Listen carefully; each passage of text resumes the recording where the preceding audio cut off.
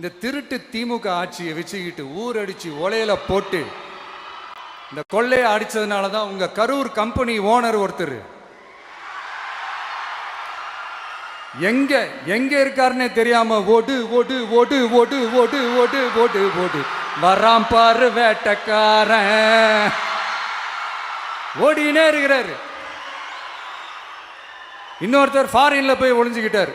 Foreign Stalin sir நினைச்சிட போறீங்க, அவர் இல்லை. எனக்கு எப்பவுமே ஸ்டாலின் சார் மேல ஒரு தனி பாசம் ஒன்று உண்டு.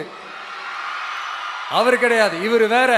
சிங்கப்பூருக்கு செக்கப்புக்கு போனார்ல அவரு. இன்னும் தோண்ட தோண்ட எத்தனை பேர் மாட்ட போறாங்களோ தெரியல. அடுத்து வாயத்துறங்க சிஎம். அடாடா, உங்க சிஎம் நெஞ்சிலேயே குத்திட்டு வந்தீங்க பாருங்க, அதெல்லாம் வேற லெவல்.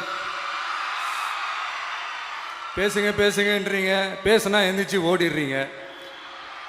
இனிமே பேச ஆரம்பிக்கிறதுக்கு முன்னாடி என்ன பண்ணணும் அப்படின்னா, ஒரு நண்பர் ஒருத்தர் சொன்னார், மாண்புமிகு பேரவை தலைவர் அவர்களே எல்லா டோரையும் இழுத்து லாக் பண்ணுங்க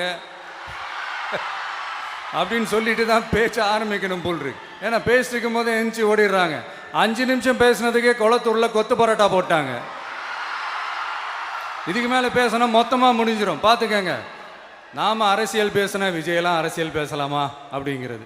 சரிப்பா, நமக்கு எதுக்கு வம்பு, நம்ம பாட்டுக்கு நம்ம வேலையை பார்ப்போம், எதுக்கு அவங்கள பற்றி பேசிக்கிட்டு அப்படின்னு இருந்தா விஜய்க்கு அரசியலே பேச தெரில அப்படிங்கிறது.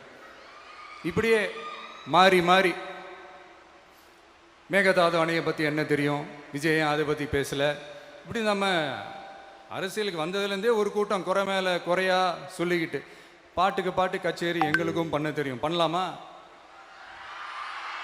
இந்த மேகதாது அணை சம்பந்தமான அந்த வழக்கில் தமிழ்நாட்டோட பெட்டிஷனை சுப்ரீம் கோர்ட் எப்போ ரிஜெக்ட் பண்ணுச்சு?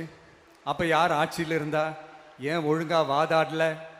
நீங்கள் ஒழுங்காக வாதாடி இருந்தீங்கன்னா அதை ரிஜெக்ட் பண்ணியிருக்க மாட்டாங்கல்ல. ஏன் ஸ்டாலின் சார் வேணும்னே விட்டுட்டாரா? ஏன் இப்படிலாம் கேள்வி கேட்கலாமா? இப்படிலாம் கேள்வி கேட்டால் தான் மேகதாது அணையை பற்றி பேசுனதா அர்த்தமா? ஏன் அந்த ஸ்டேட்டு சிஎம் பேசுகிறாரு, நீங்கள் ஏன் பேசலை அப்படின்னா, நம்ம ஸ்டேட்டோட உரிமையை எங்கே நிலைநிறுத்தணுமோ அதுக்காக வேலை பார்க்குறது மட்டும்தான் முக்கியம். சும்மா சவால் விட்டுக்கிட்டு சீண்டிப்பார், நான் யார் தெரியுமா, தொட்டுப்பார், இப்படிலாம் பேசிக்கிட்டு இருந்தால் வேலைக்கு ஆகாது. சும்மா பேசி பேசி பிரச்சனையை வளர்த்துக்கிட்டு யார் மேலே அது பழியை தூக்கி போட்டுட்டு அப்புறம் மக்களை அம்போன்னு தெருவில் விட்டுட்டு இப்படி தான் ஒரு அரசியல் பண்ணணும்னா அந்த அரசியல் நமக்கு தேவையும் இல்லை, அதை நம்ம செய்யவும் போகிறதில்ல. Talk less work more mode தான், அதுதான் நம்ம பாலிசியே.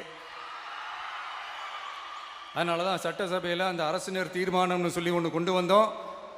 அதை எப்படி டு டேக் இட் ஃபார்வர்ட் எப்படி கொண்டு போகணுமோ அதை சரியாக செய்வோம். சென்ட்ரல் கவர்மெண்ட்லேருந்து அந்த டீலிமிட்டேஷனை திரும்ப கொண்டு வர போகிறதா ஒரு பேச்சு ஒன்று அடிப்படுது. யார் என்ன டீலிமிட்டேஷன் கொண்டு வந்தாலும் தமிழ்நாடு அது ஒத்துக்காது. நமக்கான இடத்தை யாரும் பறிக்கவும் முடியாது, அது பறிக்கவும் விட மாட்டோம். இப்படி நாம் இருக்கும் போது இந்த தீய சக்தி திமுக எங்கே போய் நிற்குது, யார் கதவை தட்டிக்கிட்டு நிற்குது, அது உங்களுக்கே நல்லா தெரியும். மக்களே, இந்த தீய சக்தியும் தீந்து போன சக்தியும் வேறலாம் இல்லை, கூட்டு களவாணிங்க. சொல்ல முடியுமா அவங்களால? எங்களுக்குள்ள ஒட்டும் இல்லை, உறவும் இல்லை, அறிவிக்க முடியுமா, நிரூபிக்க முடியுமா? இந்த வரப்போகிற இடைத்தேர்தலில் அதை நிரூபித்து காட்டுங்க, அப்புறமா பேசுங்க.